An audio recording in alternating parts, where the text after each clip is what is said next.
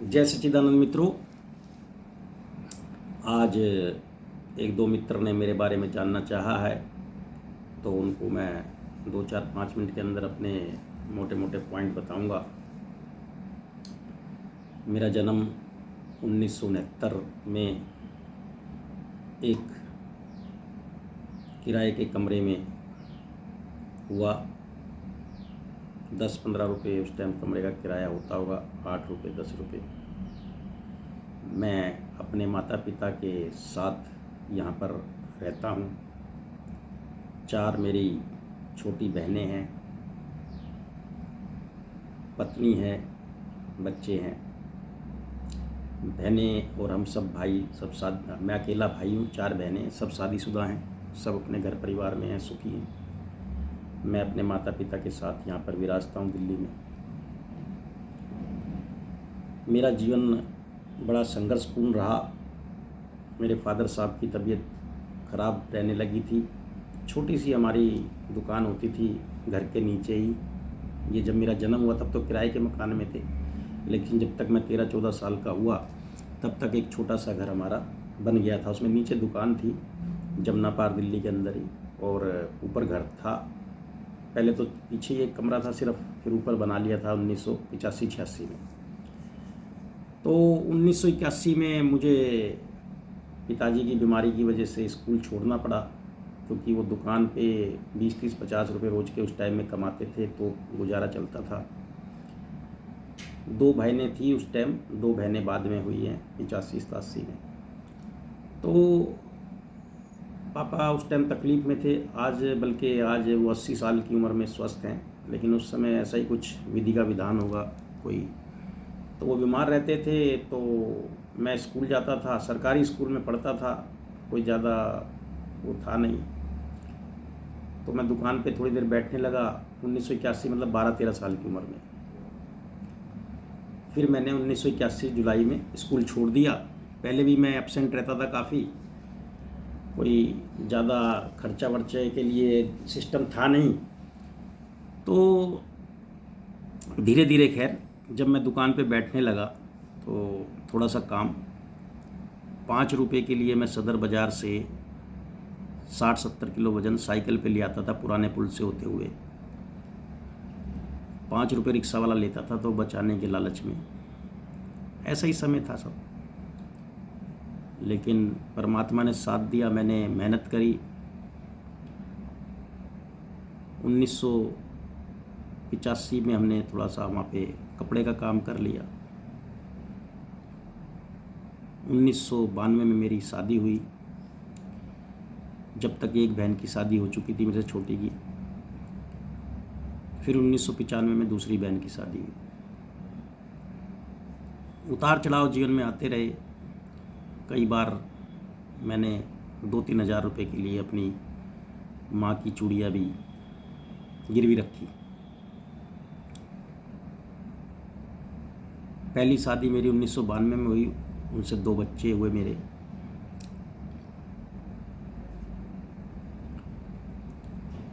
उन्नीस 1999 के आते आते हमारे बीच में, पत्नी और हमारे बीच में विवाद हो गया, जो डाइवोर्स रूप में बदल गया। लेकिन 1999 आते आते तक आर्थिक स्थिति थोड़ी ठीक हो गई थी। तब तक 2 बहनों की शादी हो चुकी थी, 2 अभी छोटी थी, वो पढ़ रही थी। फिर बाद में जो है, जब रोनी आया मैं, तो वो पत्नी विवाद के कारण वो फिर बाद में डाइवोर्स हुआ। आज भी वो पत्नी बच्चे यहीं रोनी में रहते हैं। उस समय पे भी मैंने उनको 20-25 हज़ार रुपये की व्यवस्था, जब डाइवोर्स हुआ तो 8-9 दुकानें थी और घर था, वो उनको दे दिया था। उनसे आज भी उनकी व्यवस्था चलती है। एक बिटिया की, बड़ी वाली जो पहले वाली वाइफ से बिटिया थी, उनकी शादी भी हो चुकी है। बच्चे मेरे से कभी कभी मिलने आ जाते हैं, कोई सहयोग चाहिए होता है। वो माँ बेटा हैं, तो अभी बेटे की शादी नहीं हुई है, और वो 50,000 रुपये महीना लगभग उनको किराया आता है, घर का मकान है। मैंने दूसरी शादी की, उससे भी मुझे एक बेटा एक बेटी हुई। बड़ा अच्छा सुखमय जीवन है, भगवान ने बड़ी तरक्की दी, सब कुछ अच्छा चलता है। मतलब जो मैंने कभी सोचा नहीं था वो परमात्मा ने मुझे दिया। भक्ति भाव शुरू से था मेरा। अच्छे बुरे जीवन के काम साथ में चलते ही हैं, गलतियां हम सबसे होती हैं, लेकिन मैं भक्ति के मामले में मेरे को ये जो कहानियाँ ब्राह्मणों द्वारा सुनाई जाती थी उनके बारे में मेरे कई प्रश्न होते थे। मैं कई बार पंडित जी से बहस भी करता था। खैर चलो, ज़्यादा लंबी बात ना करते हुए 2010 में रात्रि, दीपावली की रात्रि 5 नवंबर 2010 मेरे को एक छोटी सी हमारे पिताजी की बात से ठेस पहुंची। वही मेरे गुरु हैं, उन्होंने ही मुझे अनपढ़ होते हुए संसार का ज्ञान दिया। मैं 2-3 घंटे पिताजी के साथ रोज़ बैठता था, बातचीत करते थे, और उन्होंने ही मुझे ये आध्यात्मिक ज्ञान की ओर, उनकी एक बात से, चोट से, दीपावली की रात्रि 12 बजे मैं जाके ऊपर कमरे में लेट गया और मैंने सोचा कि मैं कौन हूँ, कहाँ से आया हूँ और क्या मेरा कर्तव्य है। 42 साल का मैं तब हो चुका था कि पता नहीं मुझे कितनी ज़िंदगी है, कितनी नहीं है। तो मैं 5-7 दिन, मेरे पास उस टाइम ड्राइवर भी था, गाड़ी भी थी, सब कुछ था, अच्छा खाना पीना, अच्छा रहना सहना, मैं बढ़िया, सब मौज है, कारोबार बढ़िया। मैं 5-7 दिन अकेला रहा ऑफिस में और मैंने खुद ही बना के खिचड़ी दलिया वगैरह खाया। मैंने रंग के सारे कपड़े त्याग दिए, सफ़ेद कपड़े पहन लेना, ड्राइवर के होते हुए भी पैदल चले जाना, कहीं भी बसों में घूमना फिरना, वैराग्य सा मन में आ गया। तब तक जो है दोनों बहनों की, छोटी की भी शादी हो चुकी थी। तो परिवार में मैं, पापा मम्मी, पत्नी मेरी जो अभी मेरे साथ हैं, 2 बच्चे। बहुत सारी मैं संस्थाओं में गया, जगह जगह भटका, मेरे दिल को चैन नहीं पड़ा। बहुत क्वेश्चन मैं करता था। मैंने कभी काफ़ी किताबें पढ़ी, वैसे तो ज़्यादा पढ़ा लिखा मैं हूँ नहीं, लेकिन चलो हिंदी जैसे भी थी। बहुत सारी वीडियो देखी, बहुत सारे संत महात्माओं पे गया। अगर कोई कह देता 1000 किलोमीटर पे वहाँ पर है तो वहीं गया मैं। तो इस पूरी यात्रा में मुझे लगभग 15 साल लग गए। थोड़ा गुना उगुन की बात भी मैं कर दूं, सारे अच्छे बुरे कार्य जीवन में मेरे से कराए गए। और व्यापार के मामले में जहाँ तक बात है, मैंने 40 से 50 तरह के व्यापार करके देखे हैं। अधिकतर मैं नुकसान भी उठाया, लेकिन मेरे को एक शौक़ होता था भाई किसी भी चीज़ के बारे में जानना है। मैंने एक टीवी चैनल भी लगाया, सैटेलाइट चैनल, एक बार, उसमें भी मुझे काफ़ी नुकसान हुआ।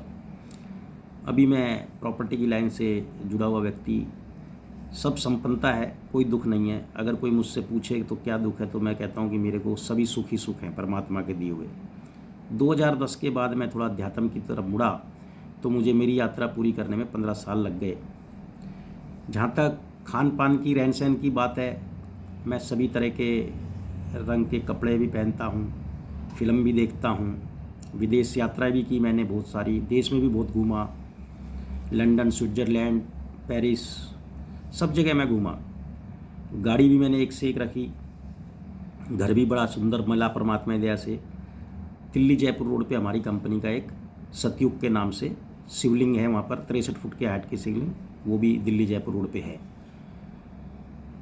तो कभी बाबा शायद उस वहाँ पे हमने होटल बनाने की कोशिश करी थी वहाँ पे, लेकिन 63 फुट का शिवलिंग बाबा ने बनवाया। मैंने वहाँ पे होटल का नाम द ग्रैंड मस्ती रखना चाहा था, लेकिन बाबा ने ध्यान में आके मुझसे वहाँ पे शिवलिंग की स्थापना कराई।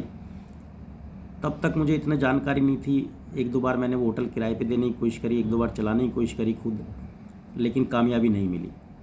तब बाबा का मुझे ज्ञान हुआ, अब तब उसने मुझे समझाया कि भाई वो अगर मुझे होटल ही चलवाना होता तो मैं क्यों आता वहाँ पर।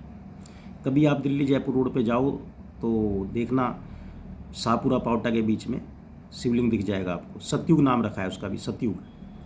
तो हमारी कंपनी के अंतर्गत बना है, और अब मेरे को ऐसा लगता है कि बाबा वहाँ पे मुझसे कुछ अच्छे कार्य कराएगा, क्योंकि बाबा ने वहाँ होटल तो चलने दिया नहीं। वैसे दाल रोटी की सब मौज है, कोई दिक्कत नहीं है। मैं खाना नॉर्मल खाता हूँ, नॉन वेज वगैरह मैं यूज़ नहीं करता। कोशिश घर के खाने की होती है 98% खाने की। अभी तक की मैं बात करूं तो कभी कभार मैं एक आध सिगरेट भी पी लेता हूं। और जहाँ तक ड्रिंक की बात है, तो ना मना है ना हाँ है। कोशिश ये रहती है पीऊँ ना, लेकिन फिर भी कभी कभी हो जाती है।